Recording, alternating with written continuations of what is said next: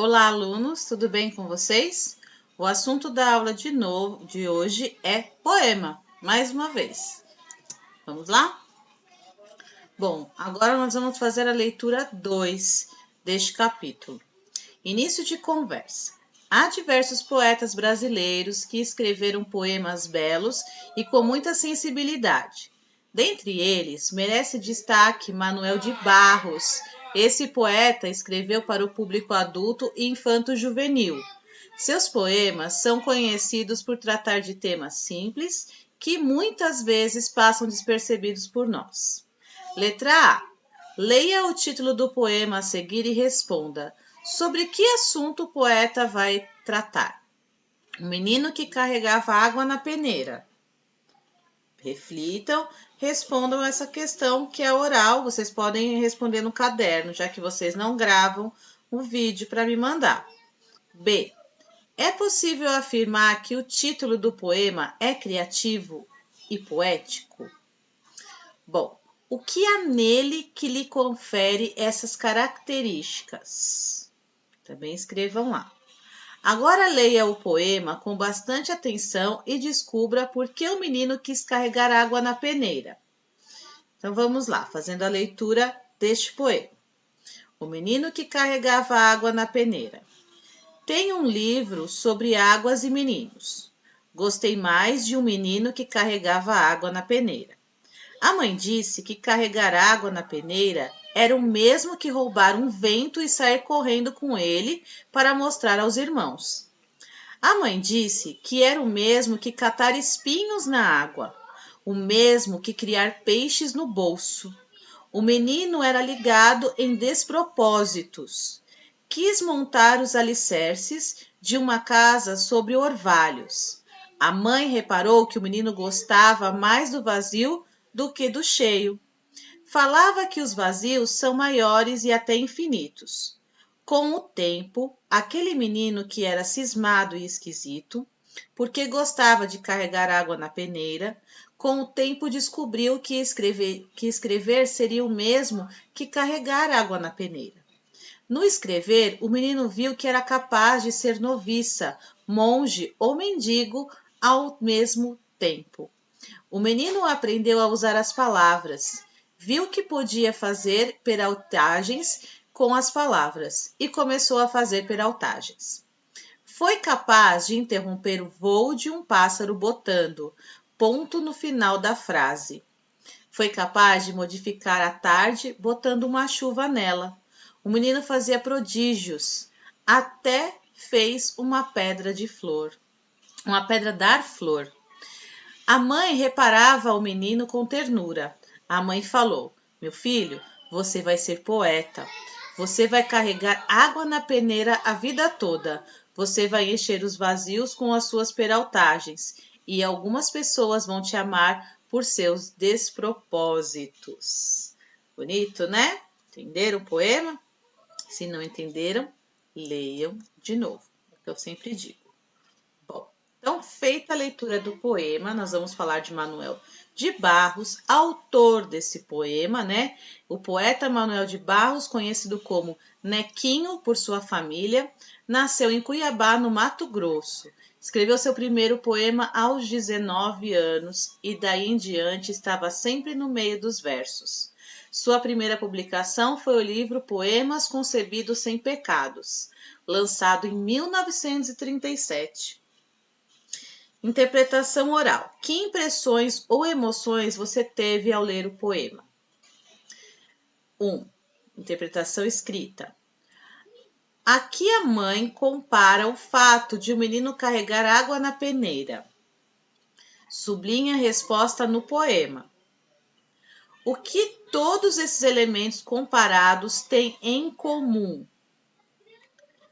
2. Como o menino é descrito nesse poema? 3. Releia 2 versos do poema. A mãe reparou que o menino estava mais do vazio, que o menino gostava mais do vazio do que do cheio. Então, nós temos 2 palavras destacadas aí, prestem atenção. Vazio e cheio. De acordo com os sentidos que apresentam as palavras em destaque nesses versos, são chamadas de sinônimas ou antônimas. B. Como o menino explica sua preferência pelo vazio? 4. Releia estes versos do poema. Com o tempo descobriu que escrever seria o mesmo que carregar água na peneira. Então, olha só, o termo está destacado ali, carregar água na peneira. Assinale a afirmativa correta sobre a expressão em destaque. Indica o transporte de água em uma peneira ou indica coisas impossíveis de ocorrer na realidade? Bom, quando empregamos palavras e expressões com com seu significado primitivo, exato, utilizamos a linguagem literal. E quando damos outros significados às palavras para criar imagens, sentidos diversos, utilizamos a linguagem figurada. Então, a linguagem figurada, a linguagem literal, por exemplo, fala assim, olha, eu vi uma flor no jardim, tá? Então, a flor, o que é uma flor? Vocês sabem o que é uma flor, vocês visualizaram aí a flor quando eu disse, vi uma flor no jardim. Agora, quando eu digo assim, a professora Paula é uma flor, percebe? Que ela não é uma flor, ela é uma pessoa, mas eu estou dando um outro significado à palavra flor, certo? Estou querendo dizer que ela é delicada, que ela é bonita, que ela é jovem, tá? Então, eu estou dando outro significado à palavra, e isso é chamado de linguagem figurada. Bom, 5. Identifique no poema os versos que indicam 3 peraltices que o menino fazia ao escrever e contorne-os. Então, vocês vão voltar no texto e vão procurar lá quais eram essas peraltices e contornar. 6. Releia o verso a seguir. A mãe reparou que o menino gostava mais do vazio do que do cheio. Então, aqui agora está destacada o verbo reparou. A palavra destacada pode expressar diferentes sentidos, dependendo do contexto. Pinte o quadrinho que indica o sentido expresso no verso. Então, o reparou ali está no sentido de perceber ou de consertar. Vocês vão marcar qual é a que se encaixa melhor ali, que eu poderia substituir e manter o mesmo sentido. Bom, exercício 7. O menino que carregava água na peneira é um poema narrativo, ou seja, um texto que conta uma história em versos. Letra A. Qual é o enredo do poema lido? Então, como vocês sabem, toda narrativa ela tem um enredo, certo? E esse poema, ele é um poema narrativo, então ele tem um enredo também, ou seja, um fato que vai acontecendo em cima de um assunto, uma problemática. A gente tem uma situação inicial, né? Que é a apresentação dos personagens, aí a gente tem uma complicação, que é esse enredo, e temos um clímax e um desfecho. Tá? Então, essas são as características da narrativa. Então, qual é o enredo? Qual é a complicação dentro desse texto? B. Quem são os personagens desse poema? C. Assinale a alternativa correta sobre quem conta a história do poema. A história é contada pelo menino, o qual explica como virou poeta, ou a história é contada por alguém que está de fora, mas comenta o que está acontecendo. Então, uma das duas opções é a opção correta que vocês vão assinalar. 2. Copie os versos em que é possível perceber a passagem de tempo no poema. 2. Letra E. É possível identificar o espaço desse poema, ou seja, o lugar onde essa narrativa acontece? Vocês conseguem identificar? Se sim, comentem aí. 8. Pesquise um poema narrativo. Olha só, presta atenção. Pesquise um poema narrativo, copie-o no caderno e identifique nele o enredo, os personagens, o tempo e o espaço. Tá? Tem bastante coisa para fazer aí. Então, pesquisar um poema que seja um poema narrativo, copiar no caderno, identificar o enredo, os personagens, o tempo e o espaço, ok? O poema narrativo é um texto que narra uma história em versos com personagens, narrador, tempo e espaço. Geralmente ele é mais extenso que os outros poemas e também pode apresentar rimas, ok? Bom, para finalizarmos a nossa aula de hoje, página 49, uma nova leitura. Neste capítulo, você leu 2 poemas, sendo um deles o poema narrativo, que foi o poema que nós lemos nesta aula.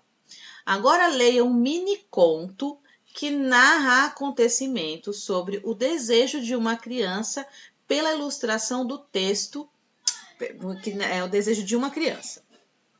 Pela ilustração do texto, qual seria o desejo dessa criança? Então, sem ler o poema, sem ler o texto, né, o mini conto, qual seria o desejo dessa criança? Que elementos tem aí nessa imagem que já dá uma dica para vocês qual é o desejo dessa criança?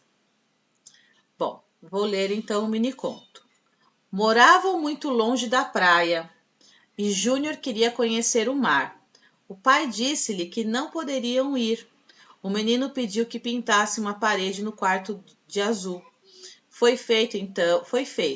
Então, todas as tardes, Júnior sentava-se diante dela para imaginar. Olha só que bonito. É um mini conto, ele não é um poema, mas ele é muito poético. Vocês conseguem sentir a poesia nele? Eu consegui. Olha só. Que sentimentos o mini conto despertou em você? Em mim despertou vários tipos de sentimento. 2. Qual é o desejo da criança? 3. Por que esse desejo não se realizava? 4. O que a criança fez para realizar seu desejo? E 5. Compare os poemas lidos neste capítulo com o mini-conto. Pessoal, todas essas questões têm um balãozinho. Significa que era uma atividade oral. Eu prefiro que vocês gravem um vídeo me respondendo cada uma dessas perguntas para eu ver como é que vocês estão aí se expressando, sentindo e interpretando. Se vocês não conseguem gravar o vídeo, escrevam essas respostas e me mandem. Eu quero saber o que vocês estão pensando aí, se vocês estão no caminho certo, tá bom? Então, finalizamos a aula de hoje, trabalhando e até a próxima aula. Beijinhos e tchau, tchau!